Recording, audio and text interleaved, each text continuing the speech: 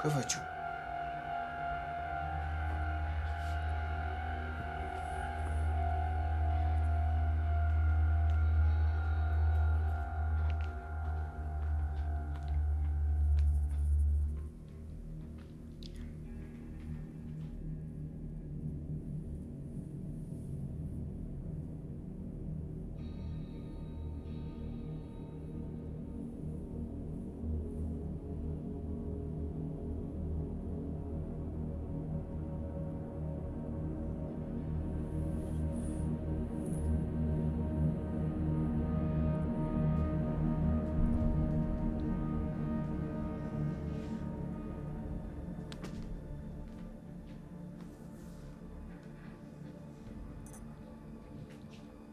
ለምን ይሄን ማድረግ ፈለግሽ?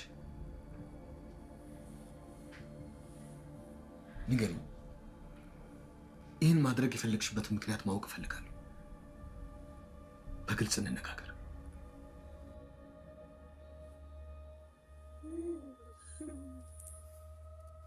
አትፍሪኝ፣ አስረጅኝ። አባትሽ ነኝ። ለምን ይሄን ማድረግ እንደፈለግሽ በግልጽ ንገሪኝ። ልጄ ነሽ። አባትሽ ነኝ። ይህን እንድታደርግ የገፋፋሽን ምክንያት ማወቅ እፈልጋለሁ። መቼም ከመሬት ተነስተሽ አላደረግሽው። እኔ አላውቅም አባዬ። ዳጣ ነች እኔ ሌባ ለማስባል ቦርሴ ውስጥ የከተተችው። ከጥፋት ሁሉ የከፋው ጥፋት ስህተትን አለማመን ነው። ቆይ እኔ ልትዋሽኝ ያምርሻል? ደግሞ እስከ መጀመሩ ነው እንደዚህ አይነት ባህሪ ያመጣሽው? ሰላምዬ፣ ወይዬ እስኪ ጸጉሬ እንዳብሽ። ለምን? በቃ ደስ ስለኝ። እናትሽ ጸጉርሽን አትደብስሽም ነበር እንዴ? አንቺን እኮ ነው የማወራው። ምን ነው ዝም አልሽኝ? እናት የለሽም እንዴ? አዎ ሰላምዬ። እሺ ይሁንልሽ። ጸጉርሽ ደግሞ በጣም ነው የሚያምረው። ጸጉሬ ቢያምር ምን ዋጋ አለው ብለሽ ነው?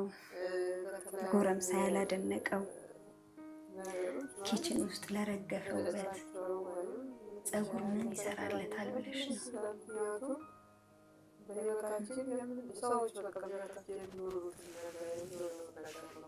ቆይ ልጅ የለሽም እንዴ? ልጅ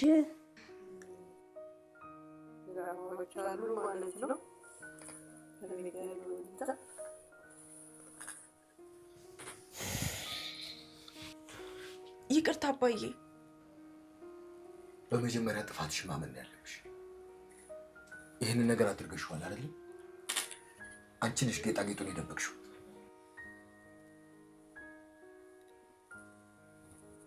ንገሪኝ እንጂ ምን አንገትሽን ትደፊያለሽ?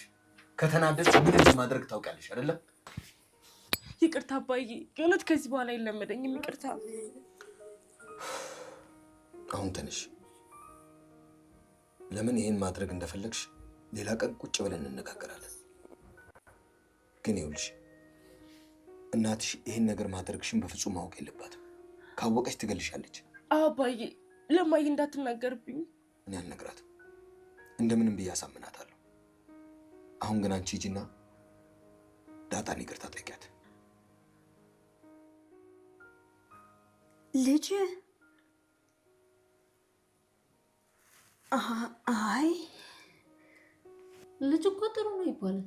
በቃ ከዚህ ቤት ውጭ አንዱን አግብተሽው ልጅ ደግሞ እድሜሽ ጥሎሽ እንዳይመርሽ። እሺ ዳጣዬ፣ እንዳልሽኝ ያደርጋለሁ። አዎ ኪድዬን ሰው በጣም ደስ ይላል። ግፋ ቢል ያወራሻል። ልጅ ሲሆን ደግሞ አስብ።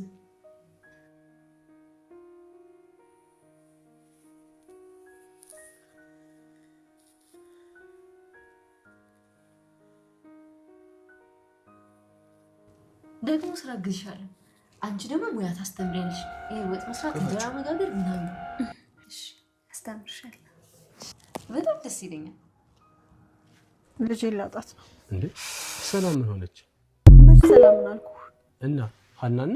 አዎ ሀናን ላጣት ነው። ሀና ምን ሆነች? አላውቅም። ብቻ ቀኑ ሙሉ መኝታ ክፍሏን ዘግታ ስታለቅስ ነው ያለችው። ምን ሆና ነው ሜሉ? መች ነግራኝ። በምን አውቃለሁ መስፍን? ምን እያልሽ ነው ሜሉ? ብታያት እኮ ጭራሽ የማላቃት ልጅ ነው የሆነችብኝ። ይህን ያህል? ቆይ ምን ብላሽ ነው? ላናግርሽ አልፈልግም ውጭልኝ ብላ ጮኸችብኝ። ማን? ሀና? በፍጹም እንደዚህ አትልሽም እሷ። እስኪ ተወይ መስፍን፣ እኔም ሰው ነግሮኝ ቢሆን አላምንም ነበር። እንዴ ሜሉ የምርሽን ነው ግን የምታወሪው? አዎ ሀንዬ የማይሆነ ነገር ሆናለች። ምናልባት ከአባቷ ጋር ተጋጭታ ይሆን እንዴ? አይ አይመስለኝም። እና ምን እንደሆንሽ ንገሪኝ ስላት እንኳን ላንቺ ለአባቴም አልነገርኩትም አለች። ልጅቷ ምን ሆና ነው? መስፍን በጣም ፈርቻለሁ። አይቺ ሳልጠግባት የማጣት እየመሰለኝ በጣም ፈርቻለሁ። አረ በፍጹም አታጫትም ሜሉ። ሀንዬ እኮ በጣም ጠንካራ ልጅ ናት። እስኪ ተወኝ። ጥንካሬዋ ቀርቶብኝ ልጅነቷን ባላጣው። ሜሉ አሁን ሁሉም ነገር እኮ አልፏል። ልጃችን በህይወት መኖሯን እኮ አረጋግጠናል። ይቺን የመሰለች መልሼ ከማጣት መጀመሪያውኑ ባላገኘት ይሻለኝ ነበር። እንዴ ሜሉዬ እንደዚህ ማማረር የለብሽም። እኔ እኮ ማማረር ፈልጌ አይደለም መስፍን፣ ግን ምን ላድርግ ግራ ገባኝ እኮ። ሜሉዬ ነገ ሁሉም ነገር አልፎ ሀና የሆነችን ሁሉ ትነግርሻለች። ግን አንቺ በደንብ ተረጋጊሽ። እኔ እንጃ መስፍን፣ ሀና ጭራሽ እንደዚህ ስትሆን አይቻት አላውቅም። የማጣት እየመሰለኝ በጣም ፈርቻለሁ። ሜሉዬ በቃ አሁን አንቺ ተኝ። ስትረጋጋ ሁሉንም ነገር እንጠይቃታለን። እሺ እስኪ እንዳፈ ያርግልኝና ልጄ ትረጋጋ። በቃ ተኝሽ። እሺ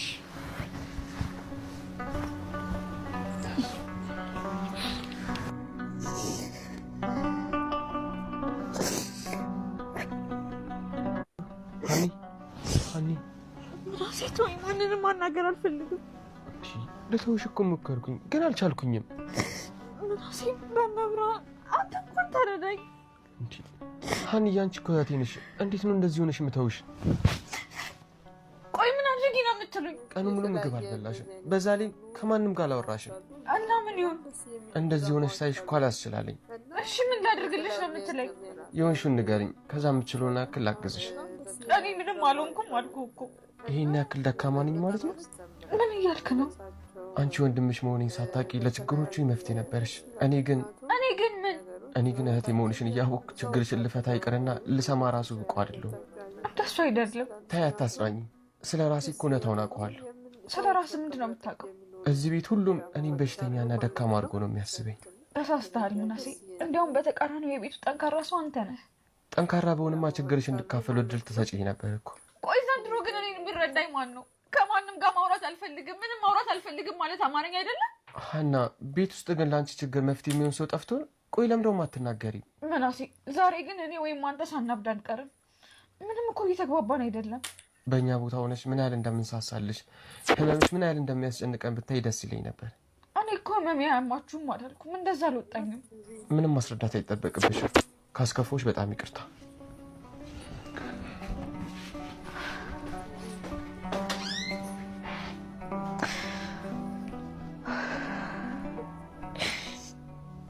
ቆይ ግን እኔን የሚረዳኝ ማን ነው? ችግር የተካፈሉ እየመሰላቸው ሌላ ጭንቀት እየደረቡብኝ እንደሆነ ቆይ ለምንድን ነው የማይገባቸው?